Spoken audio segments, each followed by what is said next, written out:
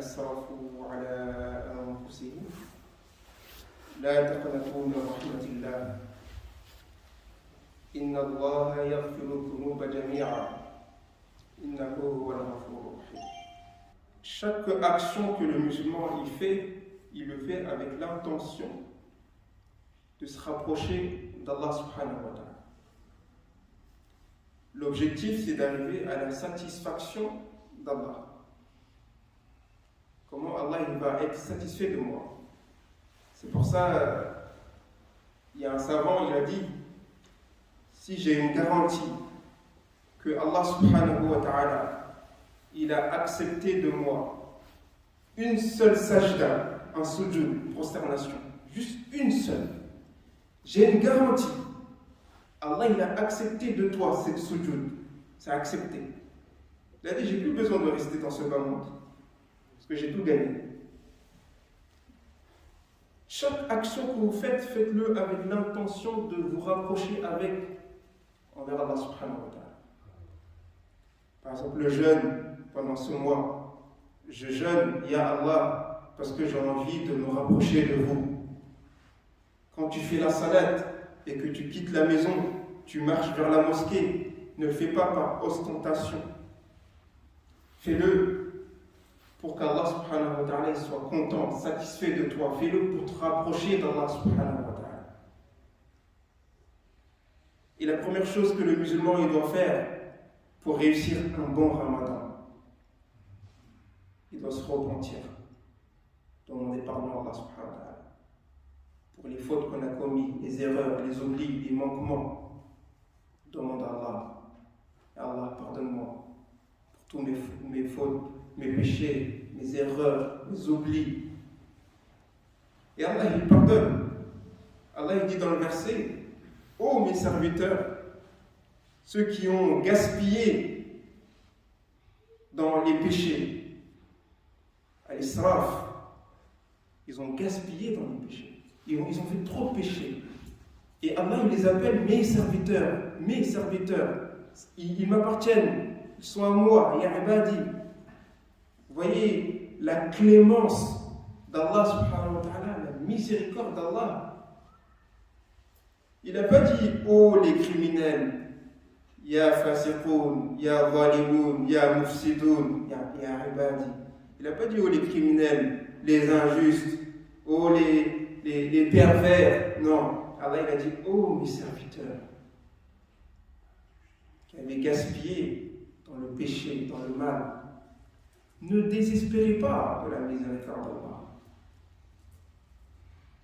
Inna Allah yaghfiru dhunuba jami'a. Certes, Allah, il pardonne tous les péchés. Innahu, oui. Huwa, lui. Voilà. Donc, ce verset, on peut l'appeler aussi le verset de confirmation. Allah, il confirme 3 fois qu'il pardonne les péchés. À qui? Là, il répète. Ne désespère pas. C'est moi qui pardonne. Et oui, c'est moi le tout miséricordieux. Et après tout ça, tu désespères.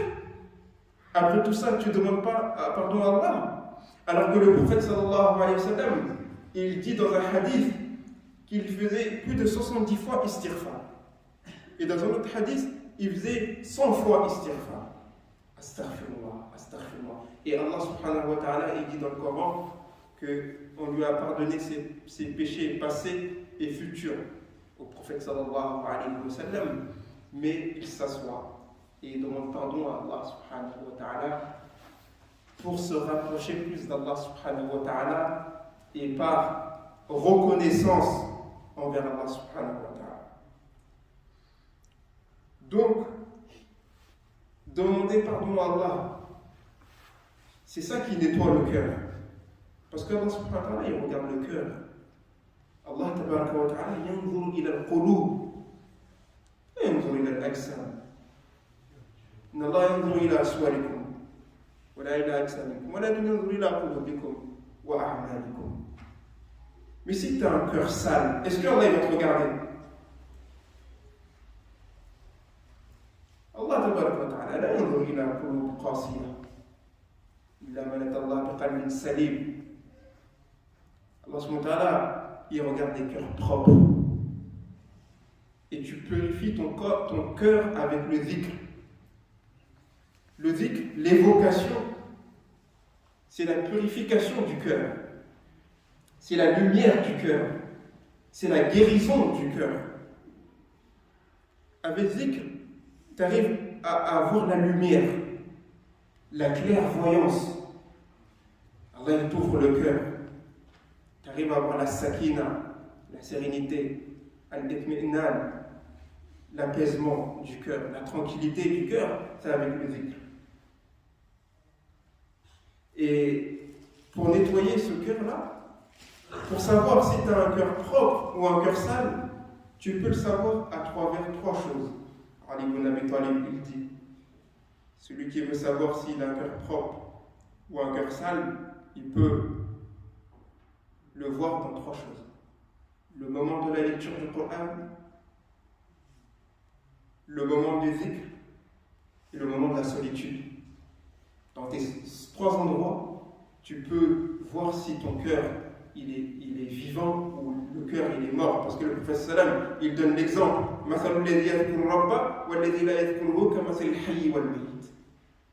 prophète sallam, il dit l'exemple de celui qui évoque Allah et celui qui ne l'évoque pas, c'est comme le vivant et le mort. C'est-à-dire le cœur qui évoque Allah, il est vivant. Le cœur qui ne l'évoque pas, il est mort. Il n'est pas vivant. C'est-à-dire qu'il ne capte pas. Donc, pour savoir si ton cœur il est vivant, au moment de la lecture du Coran, au moment de l'évocation et au moment de solitude. Le premier signe, la lecture du Coran. Quand tu entends le Coran, ton cœur, tu sens qu'il vit, il est vivant, il est là, il est présent. Mais quand on lit le Coran et que ton cœur, il n'y a rien, il y a un problème. Tu sais que là, ça ne va pas. Il faut nettoyage. Deuxième chose, quand tu fais dhikr, par exemple, tu es assis dans la mosquée ou chez toi, tu fais Subhanallah, Alhamdulillah, La ilaha illallah, Allahu Akbar, wa la hawla wa la quwwata illa billah. Tu fais istighfar, mais tu ressens rien, c'est qu'il y a un problème.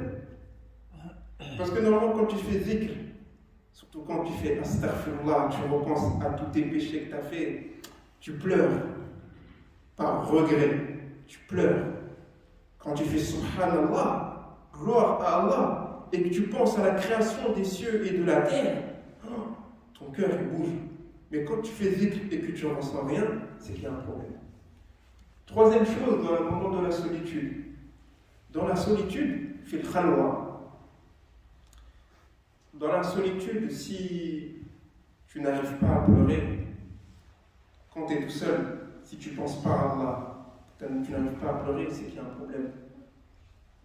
Parce que normalement, quand tu es tout seul, tu n'es pas incité à faire le péché. Quand tu es tout seul, tu médites, tu dis Subhanallah, la création des cieux et de la terre, la création des humains, la création des animaux, des forêts. Et là, tu te mets à pleurer. Et parmi les 7 caractéristiques des gens qui seront sous l'ombre du trône d'Allah, il y a parmi eux quelqu'un qui a pleuré pour méditation. Il est tout seul chez lui, il médite, il commence à pleurer. Mais quand en méditant, tu ne pleures pas ou qu'il n'y a rien, tu sais que ton cœur, il n'est pas vivant. Maintenant, comment faire revivre le cœur? Avec 5 choses.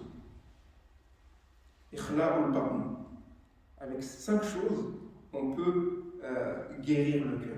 La première chose, c'est vider le ventre. Vous voyez, pendant le Ramadan, la journée, on est bien concentré. Quand tu viens à la mosquée, tu ressens que ta prière, elle est différente. Imagine ta prière pendant le jeûne et ta prière quand tu as mangé bien. Quand tu as bien mangé et tout, tu as bu le chai après, tu as bu les cacahuètes après, tu as mangé. Ta prière, elle est comment? Ta prière, elle est... Tu n'es pas concentré. Mais quand tu jeûnes et que ton ventre il est vide, tu es concentré, tu penses à Allah subhanahu wa ta'ala. Tu es là, tu es présent, tu es conscient. C'est pour ça que les Sahaba, ils mangeaient très peu. 1 fois, 2 fois par jour maximum, pas plus. Mais nous, حتى إذا كان البطن عنده يعني فم إيش يقول؟ أتعبون دائما أكل، بعد الفجر أكل، بعد الظهر أكل، بعد العصر أكل، بعد المغرب أكل، بعد العشاء أكل، قبل الفجر أكل. أتعبون. Si le ventre il avait une bouche, il aurait dit, vous me fatiguez, vous mangez. Après chaque prière, vous mangez. Et on a un droit, le corps, il a un droit sur nous. Il ne faut pas le fatiguer. L'estomac, il a besoin du temps pour travailler quand même. Il faut laisser du temps. Alhamdulillah, qu'Allah il nous a prescrit 1 mois de jeûne par an. Alhamdulillah. C'est un rahman. Donc, la première chose, c'est être à jeun, c'est bien. Et c'est pour ça que le professeur il dit aussi dans un hadith, très aussi, c'est Daoud, le meilleur jeûne, c'est le jeûne de Daoud.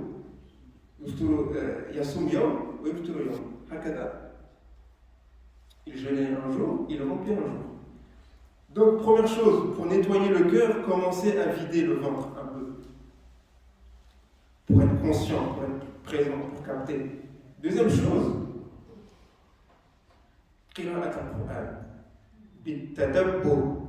la lecture du Coran avec méditation.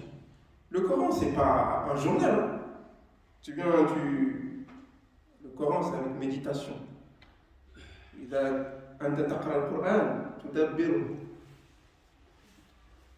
وعندك يقين أن الله تبارك وتعالى يكلمك.